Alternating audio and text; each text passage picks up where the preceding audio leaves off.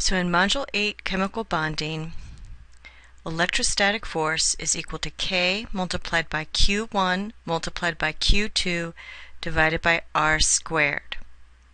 In this example, sodium plus chlorine goes to sodium cation and chloride. Sodium cation plus an electron forms a sodium atom. Two chloride ions form a molecule of chlorine and two electrons. Under lattice energy, 1 mole of solid sodium fluoride goes to 1 mole of gaseous sodium cation and 1 mole of gaseous fluoride. The lattice energy is equal to 1030 kilojoules per mole. 1 mole of solid sodium chloride goes to 1 mole of gaseous sodium cation and 1 mole of gaseous chloride anion. The lattice energy is equal to 785 kilojoules per mole. 1 mole of solid magnesium oxide goes to 1 mole of gaseous magnesium cation and 1 mole of gaseous oxide anion. The lattice enthalpy is equal to 3,795 kilojoules per mole. Okay, so this right here has to do with this right here. So 1 mole of solid sodium chloride goes to 1 mole of solid sodium and half of mole of chlorine gas. This sentence right here goes to here. The enthalpy of this reaction equals 411.0 kilojoules. This is the opposite of the enthalpy of formation of sodium chloride. 1 mole of solid sodium metal goes to 1 mole of gaseous sodium. The enthalpy of this reaction is 107.7 kilojoules. This is the enthalpy of formation of gaseous sodium.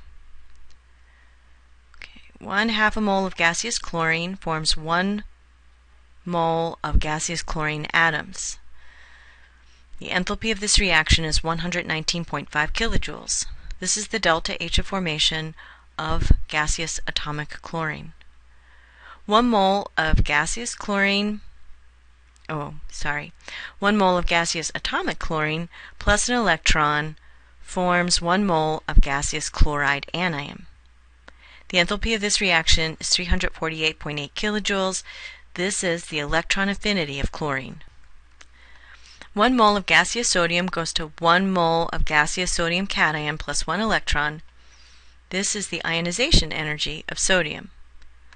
1 mole of solid sodium chloride goes to 1 mole of gaseous sodium 1 mole of gaseous sodium cation plus 1 mole of gaseous chloride anion. The enthalpy of this reaction is 785.4 kilojoules. If you look at the electronegativity values in your text and you compare the value of oxygen, approximately 3.5, to hydrogen, approximately 2.1, you will see that the difference in electronegativity is high at 1.4. So this little symbol means approximately, and it has to be approximate because different textbooks are going to have different values. Dipole moment, units of debye were capital D, where 1 debye is equal to 3.34 times 10 to the negative 30 cm, where C, or coulomb, is a unit of charge and M stands for meter. The dipole moment is equal to the product of the partial charge, Q, of each atom multiplied by their distance, R. Mu equals Q multiplied by R. So here, this symbol stands for the Greek letter mu.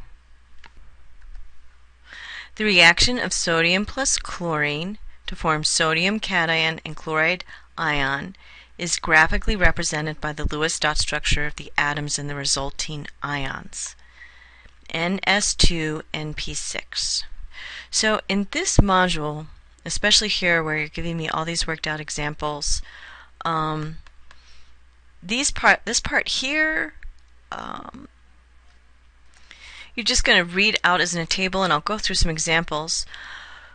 But these right here, these are just graphics. These are Lewis dot structure, so you can just refer to them as a Lewis dot structure. So hopefully after this, so it'll be clear how to handle it. So here's some worked out examples.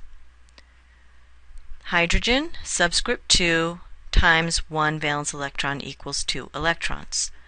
Oxygen, subscript of 1 multiplied by 6 valence electrons equals 6 electrons.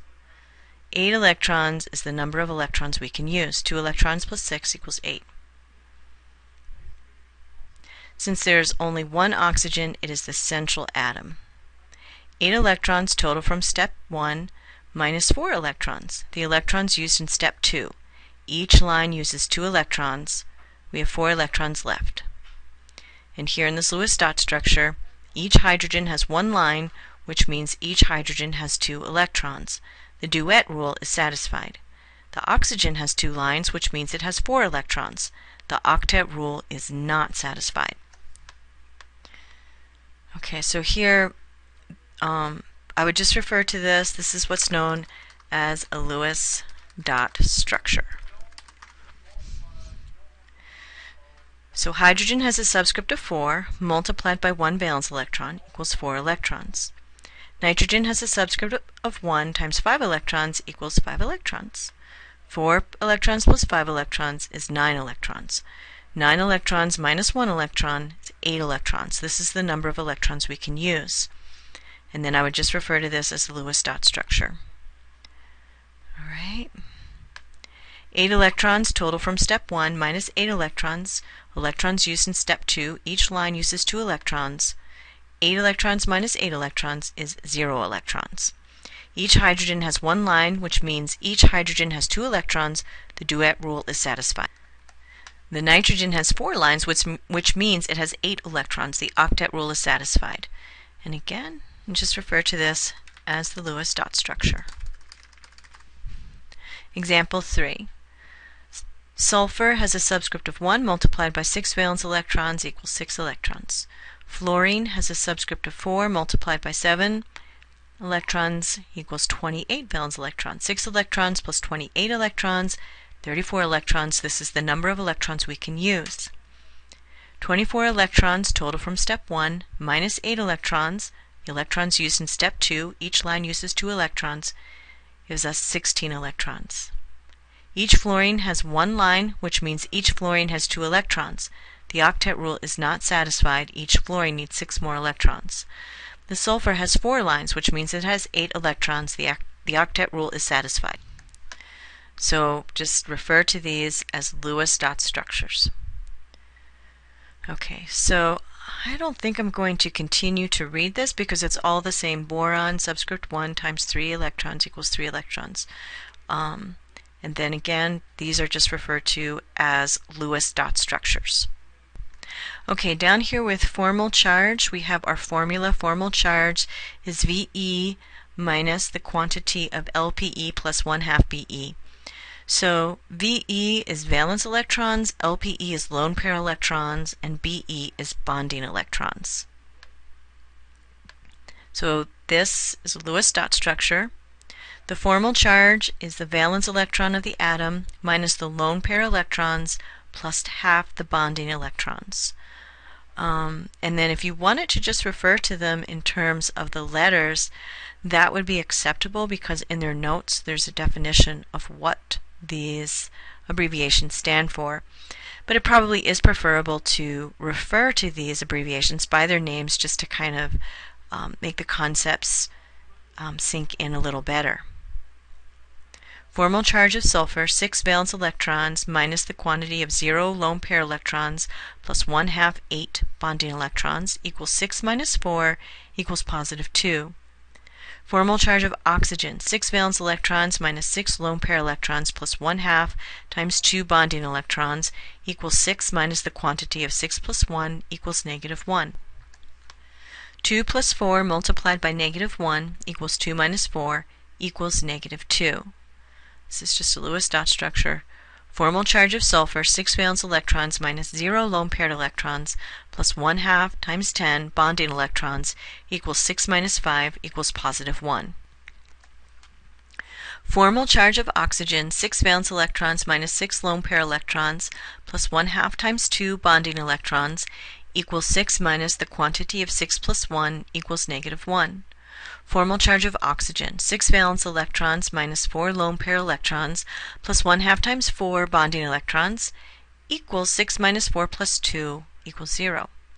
Negative 2, 1 plus 3 times negative 1 plus 0 equals 1 minus 3 equals negative 2. Again, just refer to this as a Lewis dot structure. AX2 linear, such as CO2. AX3 trigonal planar, such as BF3. AX4 tetrahedral or square planar, such as CCl4 or XeF4. AX5 trigonal pyramid, such as PF5.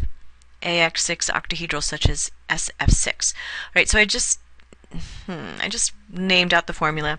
Probably would be better to name these chemicals, so let me just take a second and put those chemical names in.